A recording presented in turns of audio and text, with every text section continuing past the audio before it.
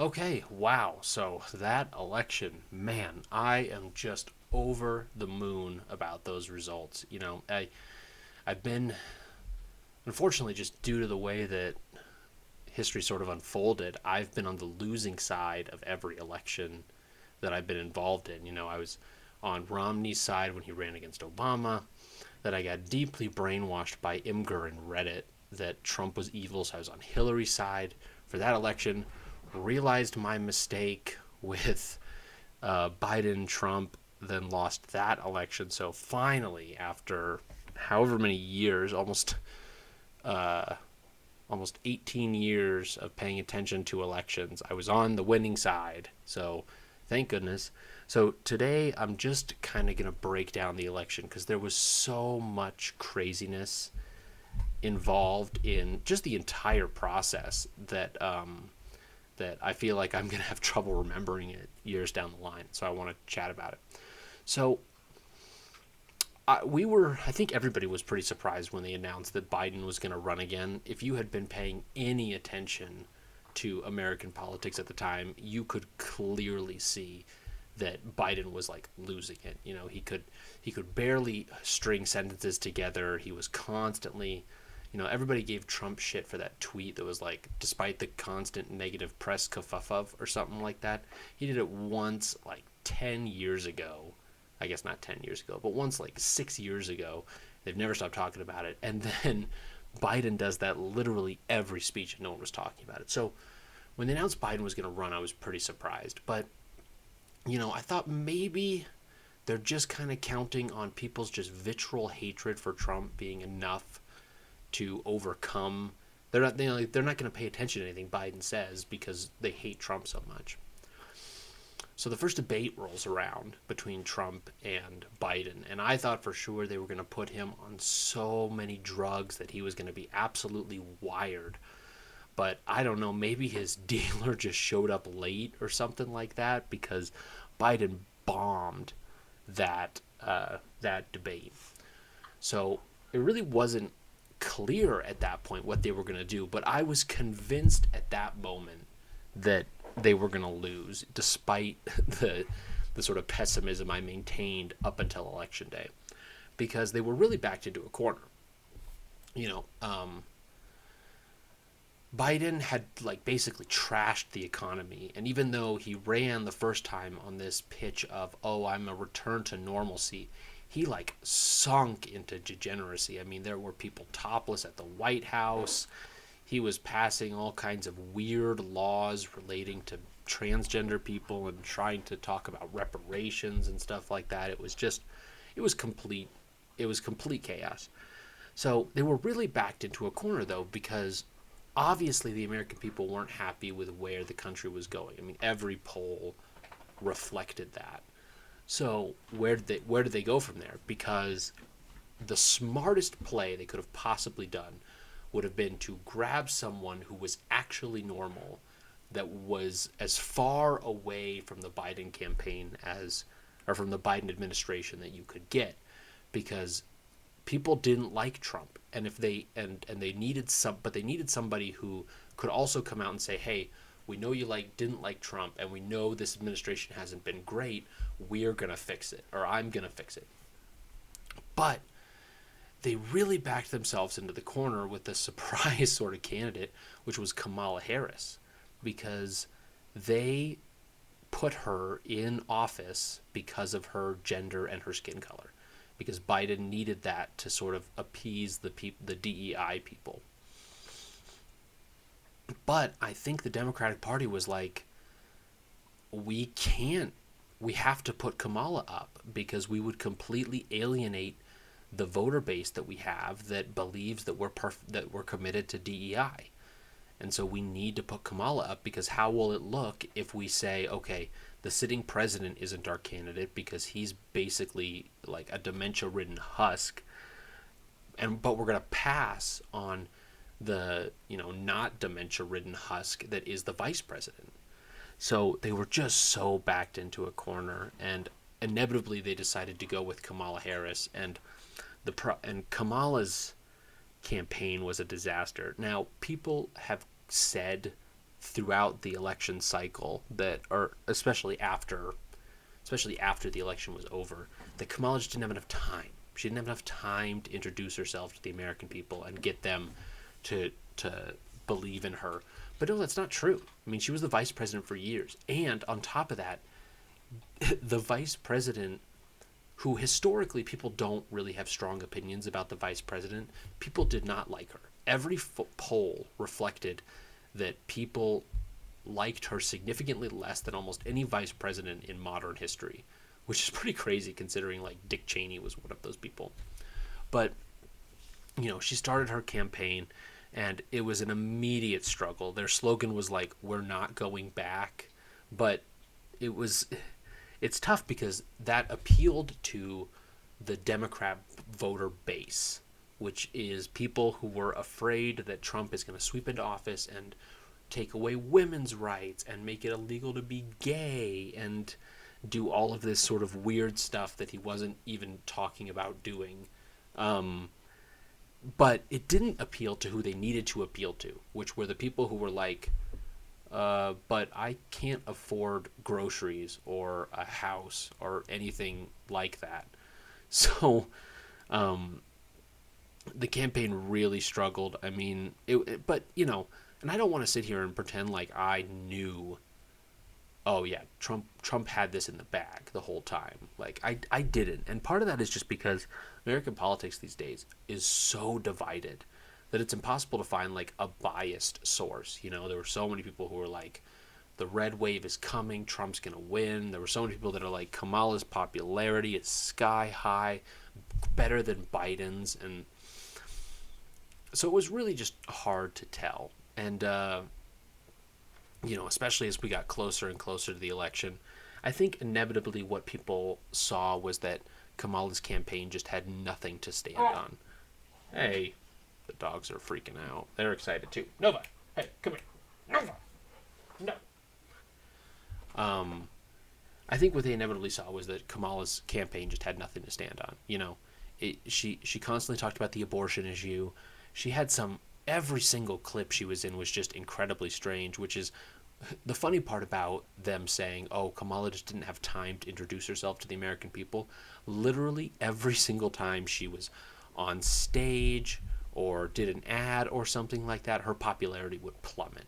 Because everything she did was just beyond fake. I mean, first up, she's an Indian woman who would pretend to be black, who would pretend to be Mexican, who would pretend to be Native American. It was such a weird. She embodied every race except for white people for at least a short amount of time, and ultimately the strategy just didn't work because I think abortion was really the big issue that they were trying to run on. And I've tried to explain this to a couple of people that it was like, even if you're the most die-hard abortion is a woman's right under any circumstance person,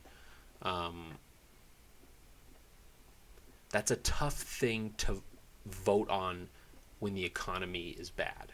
Because when Biden came in after COVID, the economy was like poised to come back. People were ready. And then Biden was like, no, we need another year of lockdown.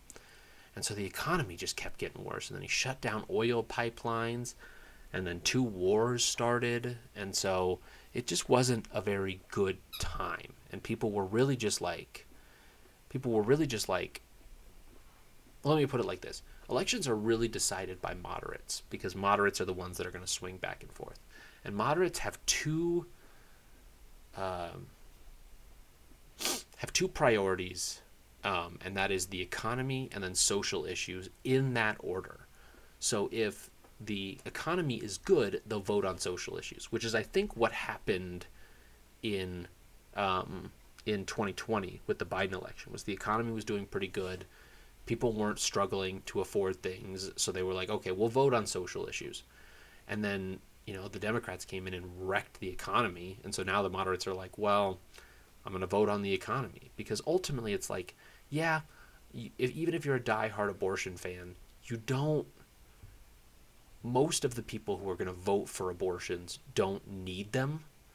So I think you have a lot of people this election cycle who are like, okay, even if Trump was going to blanket make abortions illegal, which he never talked about doing, by the way, and if anything, he was critical of Florida's abortion law, saying it was too strict. Um, even if you were voting for that reason alone, it's hard to say, okay, I am going to vote so that someone in a city or someone that I don't even know can get an abortion.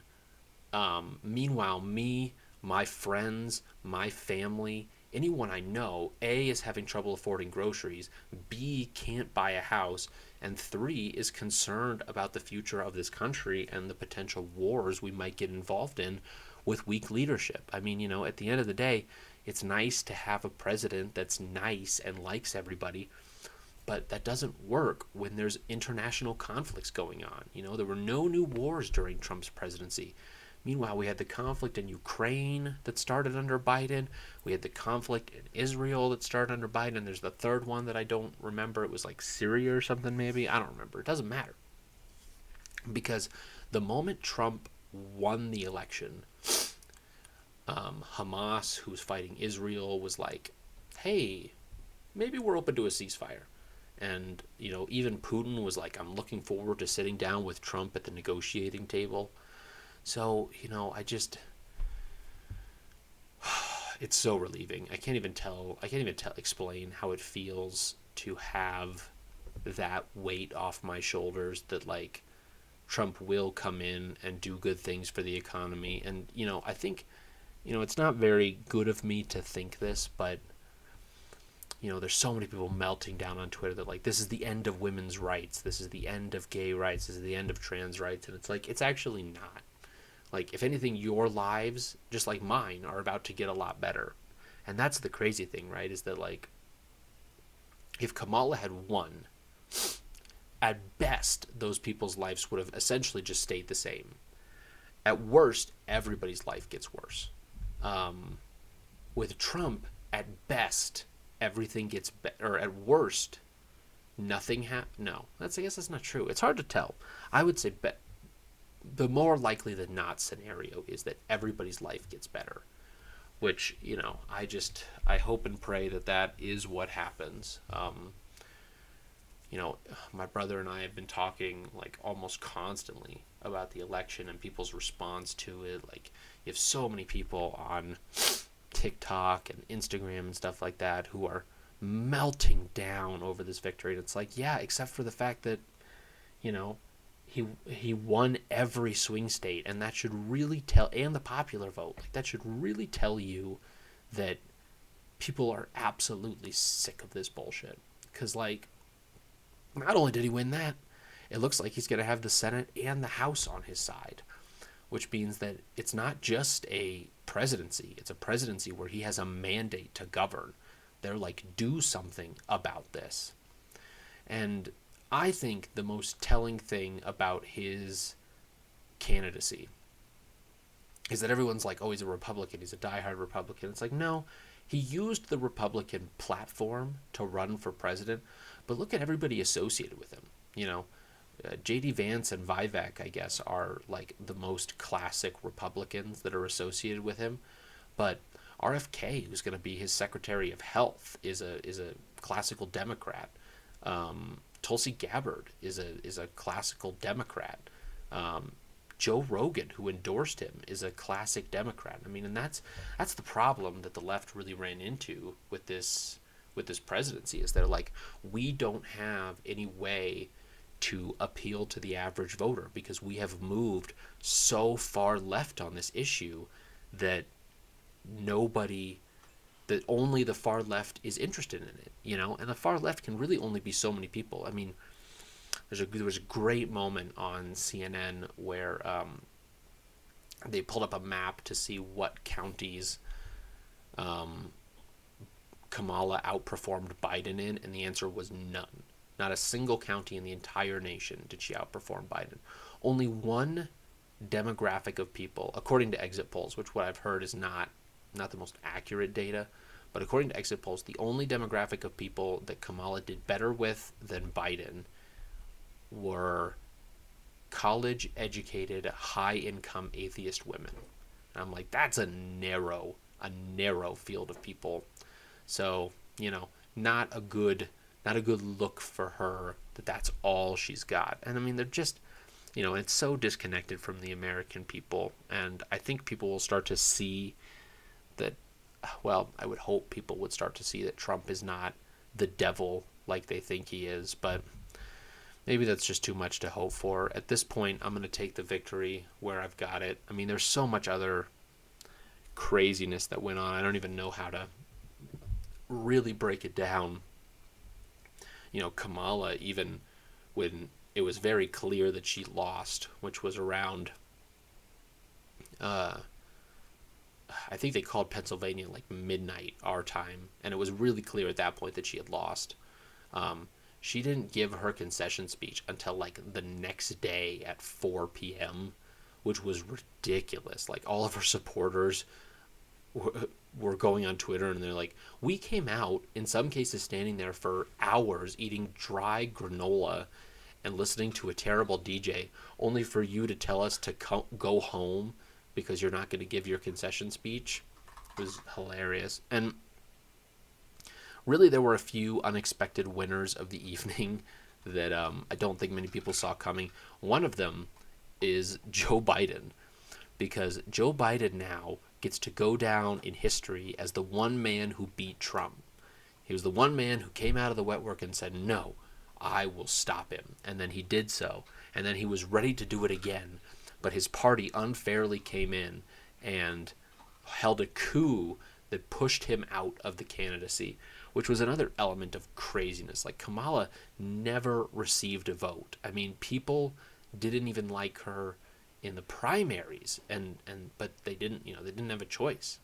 The second winner was Joe Biden. It was very clear, Joe Biden's wife. It was very clear from her bright red pantsuit that she wore to the polling booths and her apparently rampant positive demeanor on the day after election day that she was very pleased with the results. And then I think the third unexpected winner is Kamala Harris's husband, because I'm sorry, I just refuse to believe that there is a man in the world out there that wants to be the first gentleman. Don't try to give me that bullshit. He does not want to be that, and he's apparently a very big like Beverly Hills guy. So he's like, let's go back to California. I'm done with this. Your political career is over. You were never particularly liked to begin with. You were a DEI hire for Joe Biden, and now you've lost the presidency. The Republican Party would never trust you. The Democratic Party is never going to forgive you. We're done. Let's go home. So that's a rough time. I think the only thing that's been hard for me in all this is like containing myself, because we live in deep blue Colorado, and people are very upset. But you know what? It's hard because I want to have sympathy for them, because it's like, yeah, you've been brainwashed by the media the past handful of years to believe that Trump is the devil. So if that's the only place you're getting your news, then I believe that you believe that. But also it's like, that's your own fault. Like, I'm sorry that you aren't like thinking for yourself and you're just letting the media tell you what to believe. But if that's how you want to live your life, that's how you want to live your life. So yeah, I don't have, man, there's so much. I don't even know. I'm sure I'm missing stuff. I'm sure I'll remember stuff later, but but I can't even think about how much craziness happened. I mean, it's just a good day, I think Trump's going to he's going to get that border closed. He's going to open that pipeline. He's going to slow down wars. And, the other person who's on his staff is Elon Musk, who's a classic Democrat. And he's apparently been brought on with Donald Trump to do to the government what Elon did to Twitter when he bought it, which is fire all of the people that are essentially just a drain on resources. So praying to God, as someone who tends to hold more libertarian views, that, hey, we don't really want the government paying 8 people to do the job that one highly motivated person could do. So, I don't know, guys. I don't know. It's just, it feels good. It feels very good. It feels like the country's going in the right direction. My brother's no longer afraid that he's going to get shipped off as part of the draft to some foreign country where he's going to have to watch, people's people die or get himself killed. It's just it's a good day. I think it's a good day for the country. So many people are like, "Oh, democracy is dead. Democracy is dead." It's like, no, it's not dead. They just voted for somebody you don't like. You can't keep calling Donald Trump Hitler because he's already been president and he didn't do Hitler stuff that time. So why do you think he's going to do Hitler stuff this time? Although, I guess in fairness to their concerns, I think Trump's only real time being president was the first 2 years because he got saddled with COVID and a Democrat House in the second half of his first term. But this time, he has everybody: House, Senate, presidency, and the Supreme Court tends to lean Republican, and also like 3 of the justices are up for retirement. So there's a good chance he'll be able to replace at least one of them, which would also be really nice, really good sign that things might start going in the right way. I've always been, a buddy of mine at work that I talk to about this stuff is like, I've always asked him, do you think there, were 2 guys in the 70s complaining about the summer of love, just like we are, that will then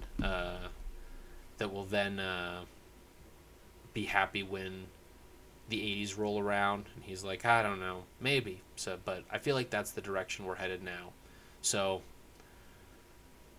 we're leaving on a note of optimism, and I guess that's all I've got. See ya.